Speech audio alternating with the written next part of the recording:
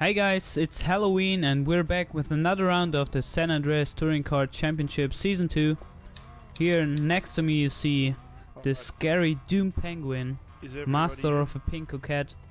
That really scared the hell out of me. That Pinko Cat, wow, that's... oh, don't want to see that during the nighttime. And we are racing round 5, SATCC Cudochamps, track by Andreas. And I'm starting in 16th position, so let's see how this race goes. It was a really tense race till the last lap, so I'll try to show you all the highlights for this one. And I already made up one position here at the start, following Natalia and the Banshee and McDingle, passing him right here. In front of me is Super Stepper and O'Darn. And I tried to go on the inside of those cars, and I managed to. But then you see Mr. Rios, he just flies over that mountain, goes off to the side, almost hitting me. That was lucky because he just disconnected there. So that could have went really bad.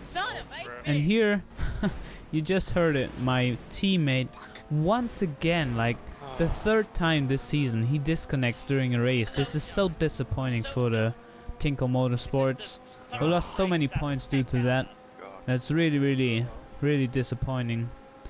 So for this race I again had to try to make as much points as possible to not let the Fister Comets run away with the championship half season. So here I'm on the inside of McDingle, making my way up to position 7. Oh, kind of sliding there, but could keep it in front of him.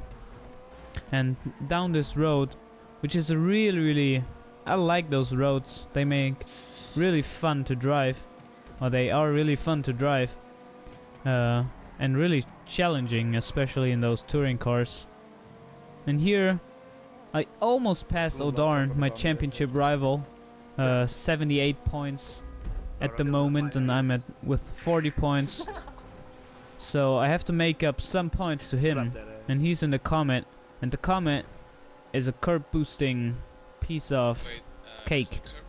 That car is just magically curb boosting, because usually the Comet and the Carbo, they have the same top speed, but when it goes to curb boosting, the Comet just has such a high curb boost effectiveness that it just shoots off as soon as you go onto a curb.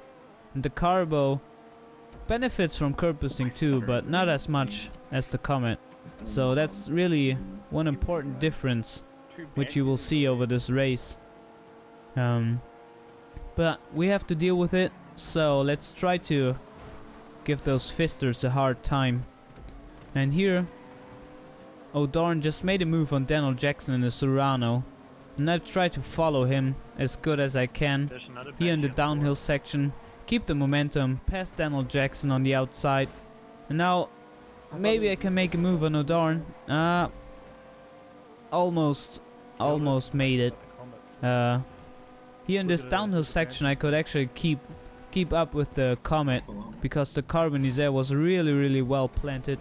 Put on some sports tires to have a better balance with the car, and that worked really well. And here you see I actually had a better exit out of the turn, but the Comet goes on the curb and off you go. See you at the finish line. Don't even want to race with you. That car is just incredible. Wasn't expecting this after driving the Serrano last season, where you actually didn't notice that the Comet could do this well. So congrats to O'Darn. He's really pushing that car and driving it to the limits. And there you see Cloud McShort, he just went off to the side, lost a bit of control over his Banshee. He switched from the Albany Alpha 2, just as we did, and now he's in the Banshee, and he had to get used to the car, and probably that's why he made this mistake there. So myself in 5th position, O'Darn in 4th position into lap 3. in the downhill section again. Try to make up as much space as I can to not lose. I know I lose on the straight, but here I can make up space. So try to keep the gap as small as possible before we go onto the main straight. And you never know, maybe somebody makes a mistake and you can pass them. It's always important to keep pushing. Like here you see Dr. Cloden in the Banshee spins out on the exit of the turn, allows me to go into 4th position. Next lap nothing happened, so we jump to lap 5 here. I'm still in 4th position, and you see, oh darn, he pulled away in that lap. He's right behind Sabertooth now in the Coquette, and we all know Sabertooth from Blaine County South. He's just lagging because of his Australian internet connections, and O'Darn, he pushes him in the turn, and now he had to let him pass, but I think he made a little mistake here, not realizing that I was so close to those two that he actually let Sabertooth pass and then had to let me pass because I was so close to him. I think if he would have realized that I am so close to them, he would have let Sabertooth pass in another spot on the track where I couldn't pass him too. So that allowing me to go into 3rd position, now following Sabertooth, which is always very difficult because he's just over the barrier, under the barrier, next to the barrier, into the barrier, and you always have to judge, kind of make a judgment call. Is he there? Is he not there? Can I pass? And it's always a risk because if you take him out, then you still have to wait for him, even if it was his leg, because you never know, maybe it's my leg at that second. So that's just our rules and we have to stick to them. So I always try to stay on the inside of Sabertooth because I don't want him to be on the inside and then have a leg spike and take me out, like that happened on Blaine County South. So always try to stay on the inside on this track. And in this moment here, Darn made up a lot of space on the straight again. Is really on my bumper, as you saw there. So I try to keep him behind me and also pressure Sabertooth, who at the moment is probably really feeling the pressure, having 2 fast cars right behind him. Really has to keep it together, not make a mistake, because he's in 2nd position. Don't want to lose that due to a mistake. But on this downhill section, I try to prepare for an overtake, and here you see I stay on the outside more than I need to, here too, and then cut back onto the inside. He kinda goes a bit wide, allowing me to go on the inside for the next turn and then actually pass him. So that was a good move. In the end it turned out that he actually got hit by me a bit. I actually don't know where, but then he had to brake due to that, and that also allowed me to pass, but I didn't have to wait for him, so all was good. And in lap 9 I'm in 2nd position, and if you look at the map you see nobody is behind me, because Sabertooth and O'Darn, they had a lag crash just after I passed Sabertooth, costing them both a lot of time. So I had free air right behind me, and in the front was Superstep and the Banshee. He had 16 seconds lead to me because I did the first pit stop and he hadn't.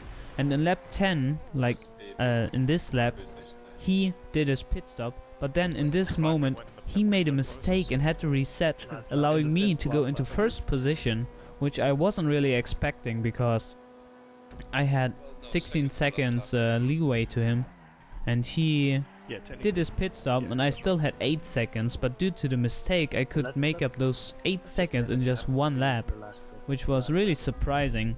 So in lap 10 I got the lead, and here you see I kept the lead till lap 12, where I decided to go into the pits right now to pressure those two guys behind me in the Banshees, Natalia and Super Stepper. Natalia, pit 1. And Natalia just follows me, taking his first pit, so I'm one pit up to him. He just did his first pit, I did my second.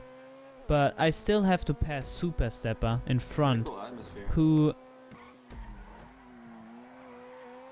needs to do his second pit stop right now in lap 16 because that's its last chance. And the pit stop takes roughly 8 seconds, and at this moment his leeway to me, or his gap to myself, was 8 seconds. So see what happens now. Definitely adds to the Halloweenness of the event. Spooky.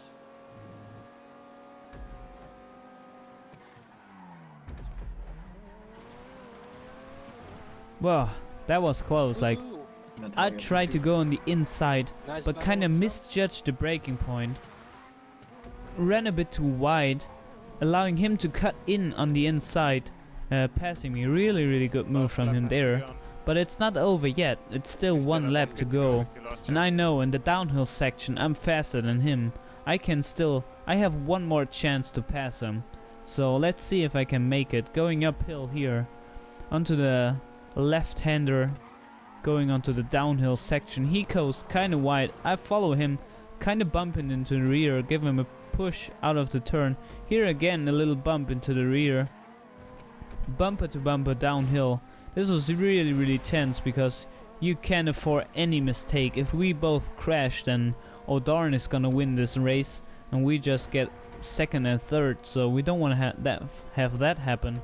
But then I make this little mistake, go on the guardrail on the inside and lose like half a second to him. And here also going to that sign, and that decided the race. Super Stepper won. Really good move on the first turn of this lap, and congrats on the win. Congratulations, Stefan. So this is the final result. Super Step in the Banshee, GG. First win of the season. Then myself in the Carbonizer, and O'Darn scoring 15 points for Fister Comet. So I hope you enjoyed it, and I see you for round 6. Bye bye. Alright, I'm launching the game now. This one I'm not going to disconnect.